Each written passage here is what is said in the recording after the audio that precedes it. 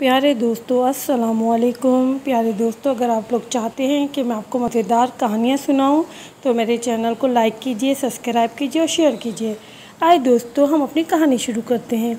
एक शख्स सुबह सवेरे उठा, साफ़ कपड़े पहने और मस्जिद की तरफ चलने लगा ताकि फजर की नमाज बाजमात अदा करने की सादत हासिल करे।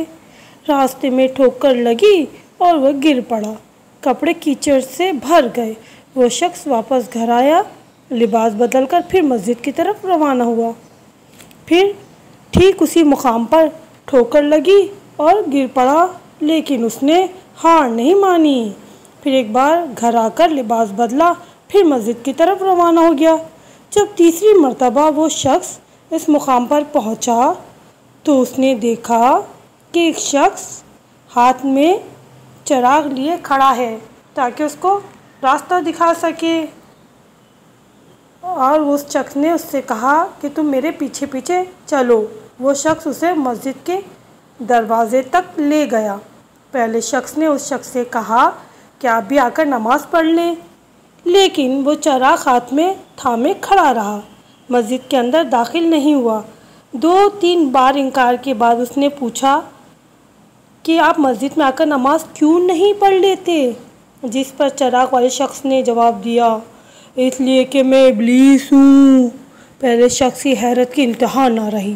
जब उसने ये सुना, शैतान ने अपनी बात जारी रखी और कहा कि मैं ही था जिसने तुमको ज़मीन पर गिराया था। जब तुमने घर जाकर लिबास तब्दील किया और दोबारा मस्जिद की सिमत रवाना हुए तो अल्लाह ने तुम्हारे सारे गुनाह बख्श दिए। जब मैंने दूसरी मर्तबा तुमको गिराया, तुम फिर लिबास पहन के मस्जिद की तरफ जाने लगे तो अल्लाह ने तुम्हारे सारे ख़ानदान के गुनाह बख्श दिए।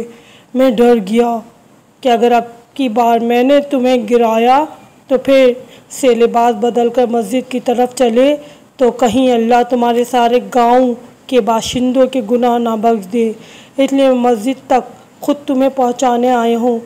दोस्तों, आपने देखा कि अगर परवरदिगार आलम की सच्ची नीयत से इबादत की जाए तो परवरदिगार आलम हर मुकाम पर हमारी मदद करता है। हमें चाहिए कि हम नमाज को वक्त पे अदा करें और पाबंदी वक्त के साथ नमाज पढ़ें, तो परवरदिगार आलम हमसे बहुत खुश होता है और हमारी तमाम परेशानियों को दूर कर देता है। शुक्रिया।